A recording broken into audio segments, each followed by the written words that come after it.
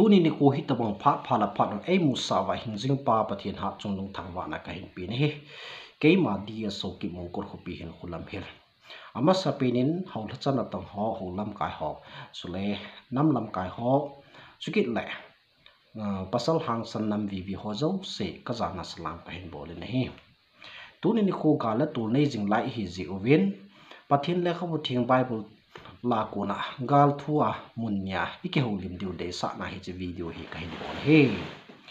ama sapinin tu ni khwa hi ike holim diwa ka hin de sa chu hi le Exodus bung som la sagi sangi na pana som na nga sunga Israel chatel amalek mi te gal ke sa chung chang thu hi in chule ani na chu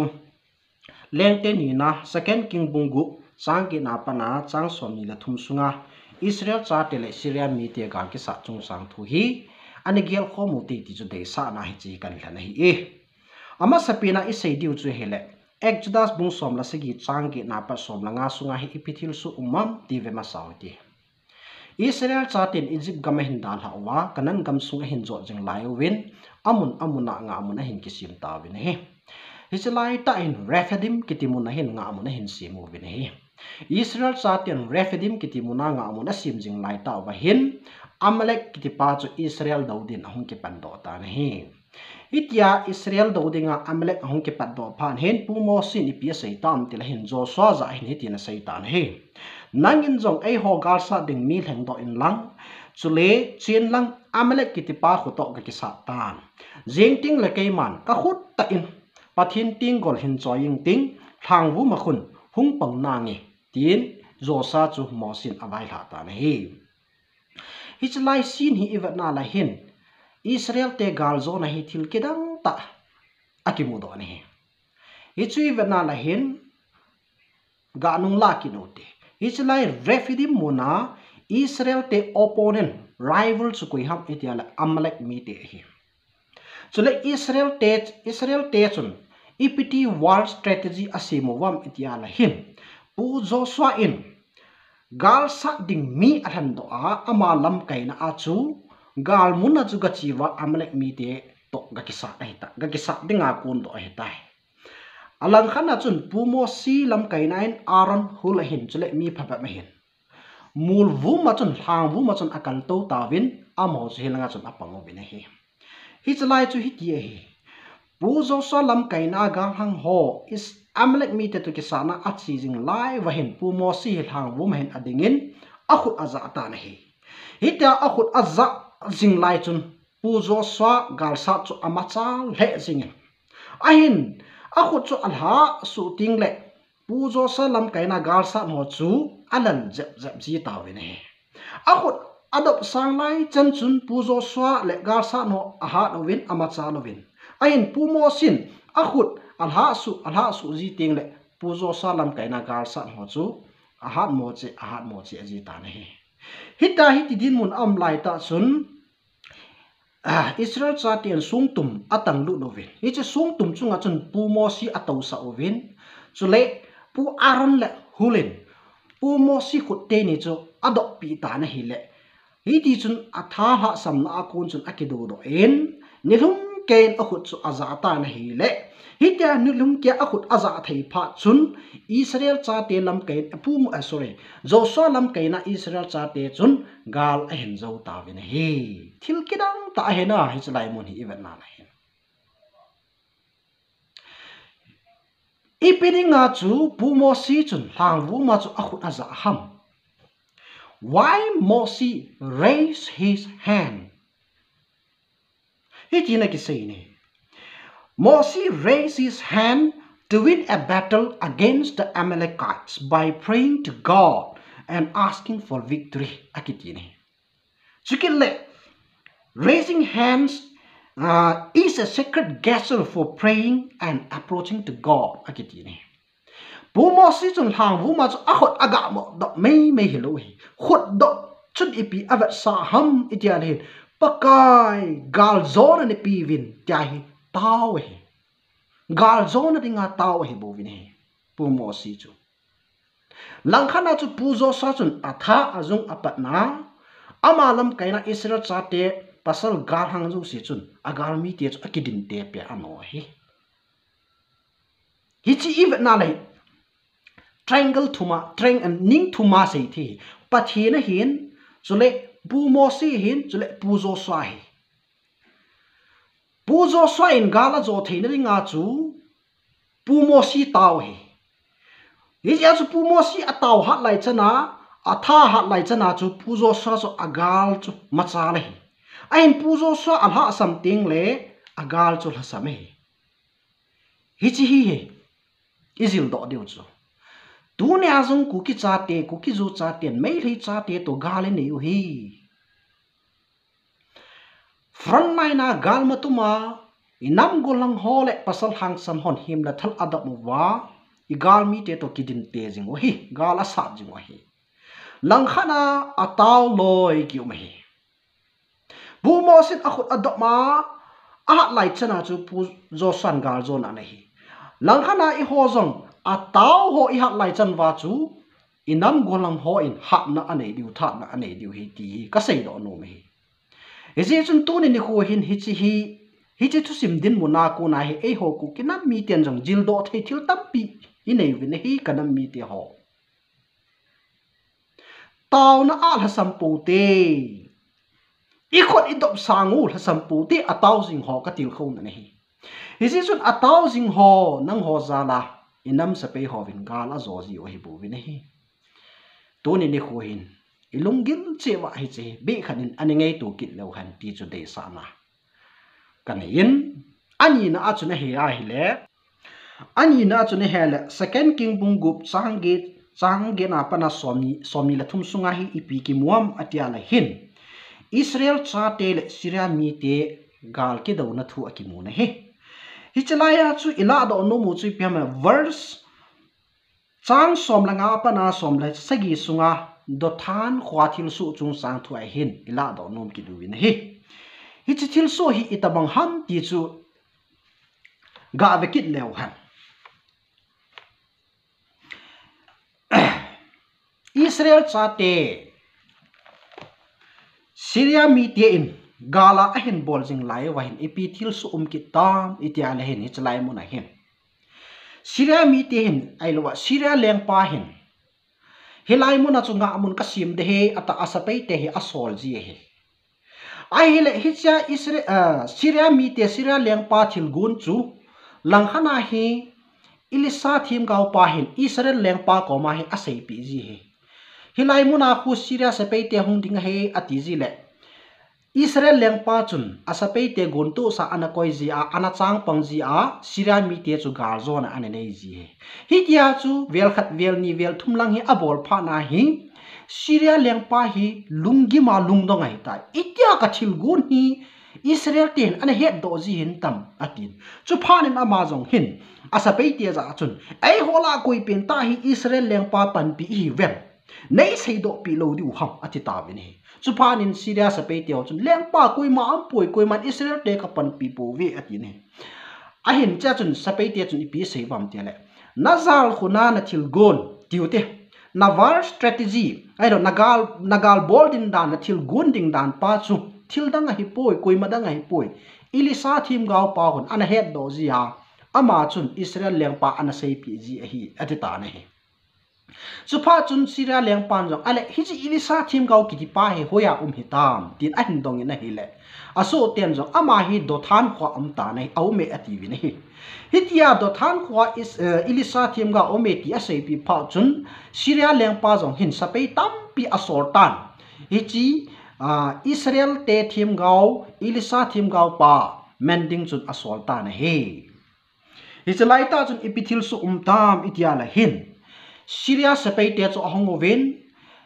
ilisa chen na khupi khu chu kim vel taw vin he sakol kang talai te to hitia kim vel lai ta wa hi jingpi ta ti taw te jingka ta hin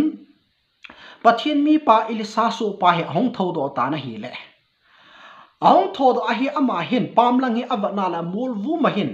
Syria sapai te agal mi te anaki gul su amuro tan akichal he azingin hiti chun aman apu pa ko win hi ti na sei ta na wo ka den he pu ipi iti ding hi tam tin apeng za jing ta na chu pa chun ilisa thim gau pan aso pa ya chu ipi sayam tile ki che hi in izi inam iti le amo ho pan pi sangin ei ni pan pi ho atam zon aha zo ati ta na hi chu pa nin pu ilisa jong pathin kom atawin wo pakai hi chi go hlang pa hi aso pa cho se na hi hi chi go hlang pa hi amit ha do sa ta ati na hi pathin ilisa thim gau taw na chu asangi na hi le aso pa chu alhagau lungmit alhagau mit hi amit lam hi akikew do sa na hi le Syria sapay te sanga hat zo vantil janel sapay te kang talaya to wa may dil kok je zwa ki cheisu amudo ta na hi e ibet na la hen chong hi thil kidang ta khat na hi na tunin kanam mi ti ho hilai mo na hin chil do ding thil tam pi imudo ki vi ne pu ilisain agal mi ti izarin kim velin ti no khum jang la apan pi pa agal mi ti sanga tha chung nung zo he ti a he chen chen lung mong sele na mi ne he ilisa su pain wang a he chin lo amu chin lo jin akicha na ti jana peng za jing ne he ahin mu chin pharin ama jang alunga mong ta na he tuni ni kwa ku ki zu cha te in ai holanga pang pa hi I he chinu hinam who is with us ai holanga pung hi koi ham ti I he chinu hinam I he chin lo wa hi le ilisa so pa bonga kichata ikithin thin ding wa hi bo ve I he chinu wa hi le hansan ta lungmong sala im diu he ti chu ka sei do num pi pi ne hi tunin wang hi chi mail hi cha ti to igalo hi pakai pathin ai holanga sum pi bonga aki khai je ti hi aki mu chin ta jin lungmong selen aki umi ne hi lungmong selen aki ume ki ti su ki mo umma ki mo pa pa hi poi pakai ki thang wa pakai ko ma ki ta wa pakai ko ma lungmong sela pakai kal zona ni pi di wa hi tan ipi ham ka bol diu ki ti bu vi ne hi je chun tu ni khwa hi chi te ni thusima ko na izil do chu ipi ham iti ai la hin pakai chunga ko na panpi na tei lovin ku kinam mi ten kinap na ding inei po ve ti hi Israel chate refidim muna gal zo pi chu koi ham iti ai la pathi ra hi bo vi ne hi Izi chun Joshua lam kainan gal matumin achiu zong le pu mo sin langa akut adop sang lo le gal zo na machal di po ei ho front line na him la thal thu in zanin manat vintin hang san tan pong zong le ataw ho alha sama hi le gal zo na inei di lo de hi Izi chun tu ni di khu hin gal izo theina di wahin taw na khut da ma taw na angai bo ve ti hi kanam mi ti ho ka sei do no men hi Hichina chung chun pu ilisain apan pi kichi ta he ta zin lungmong selen au min he himanga chu e ho ku ki zu cha te jong ipan piu hi hing jing patin ha chung a hi bo ve ti ki he no tin lungmong selen mu te ilisa so pa bangin pakai he pu ipi ka ti diu hitam tin peng peng po hi te Ilisain lungmong sela apan pi kichin ta head ji in lungmong selan au me e ho jong lungmong sel mung ti ti chu isei do nong pi pi no hi hi chun tu ni chan ge ya hi gala tu in nei wa ki pana hin pana thei ni pang so ke vi front line na him la thal da ma nam vi vi ho gan thei te na pang ve gal ma tu men au mu ve lang khana ataw loi im ki no ve lang khana mi ching mi chim ho to kitin tering le ki holding in nam lam kai in ei ki no ve chule sumla pa ya pan na thei thia pang loi mo ve ki tu chan no ve a hin tu ni khwa e sei do num pi pi pa chu pi ham tele nam sa pe nam vi vi ho zong na him la na thalu chu ki sun pi hi win hing jing pa kai pathin zo ki su ngo win ti chu ikitip na num pi pi no hi pakai pathin nunglam ipi a hi heaven namlam kai ho nachi na chip naw chu kisun pi hi win hingjing pakai pathin a kisungu win ti chu isei do nom pi pi no hi ataw ho zong mo taw taw di he poi hingjing pakai pathin a alung dei chu ipi ham ti head upuma i taw di wa hi bo win hi hi china chung chu na sumla pai za chom choma hung pam ho zong na sum lapai na pan zo zi in ke thang an hi in hing jing pakai pathin lunglam chu hela chun na sum lapai na pan na jong chu men lu ta hi bo win hi tunin ipan na zo siwa pan ila na thei zo siwa ipan naw hi hing jing pakai pathin lam sang ti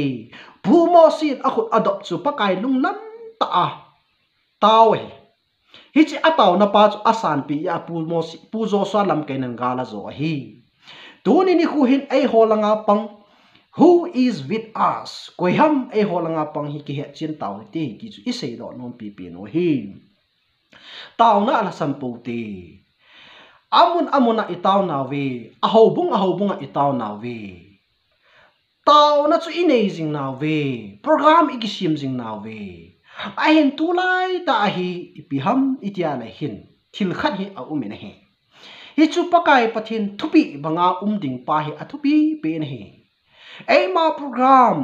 ei ma lunggel su tu ataw ei ma lunggel ei ma mihim kichi sa na thil gun kiti pa hi a hi thei pui pakai pathin lunglam hi hedo hitin hi chidung zui chun pan la lew khan sanga hoi zo la phazo imachal gang diu he ti hi ka sei do nom pi pi ne hi tu la tu a vo record jong ti the hi kidang ta khat chu GMFDI mona hin nam mi te nitinin pung som la khana pana pung ni chan tang lo hirin ataw jingu bin hi tu ni chan ge ya hi ataw naw hi aung tawa ki patwa tu ni chan ge hin nizali le som gu hi awal ta na hi hi chi thil kidang ta khat na hi na hi hi je chun hilai mo na khun tang lo hin pathin akiwa choin pathin agithang wa in chule pakai pathin koma igam inama dingin akitaw jingin hi ahin mi tampi hin tu lai ta hin kinil bo tam na thuwa ithano movin thudon lo po thuno bo tam po sein ithano movin he social media la dung event na la hin nam ngai lu chun nam ngai lu han pathin ngai lu chun pathin ngai lu han nam pi na tong chun nam pi na to han pakai na tong chun pakai na tong han ta boundary sima set khan jong ium ki nu vi tu ga lai ta hi pathin thu sei pha na hi poi tia set khan jong atam ki ni hi cho chu hi loading hi ka so pi kau kanaw te ho ai ho hi hingjing pakai pathin ho cha te hi ve pakai pathin igam inamu hi ta sa na hagawa ngai lu na atun do ding hi tai hi ji chun ipan mun na chi wa pakai lung lam pa hi heu te nam lam kai hon jong na sei thei chan na bol thei chan win bol win a hin pathin lung lam he win nam vi ho pasal hang san hon jong na him na thal ki choi win nam gam la nam vengin pangu win a hi wangin pa lung lam he win ho la chan tong hon jong pakai lung lam ipi a hi heu te ataw ho jong thadai lo hilin pon tho ta in pa lung lam ipi a hi heu tin tau te a chaina ka sei do nom chu ipi ham itia na hin pakai pathinin thutip tampi inam sungwa dingin apv hi chi thutip zo si hi ai mo ho mi hing lung gyam ngai tu a het zo zai hi ta pu hi ji chun phagau lung thima het do theina devin pa lung lam chu ipi hi tam tau te inam pi wa hi ipi kitip na anei ham ti hi het do ding ku ti ti chu isei do nom pi pi no he he je chun tu ni khwa pathin le khabu thinga Israel cha te le agal mi te chung sang thua akidin te na wa gal zona anei na chung sang thua I holim naw hi chan chu hin tin pathin isei do te ho zo si inam pi wa ding in phat the na ei bo pi ta han ka ki pa e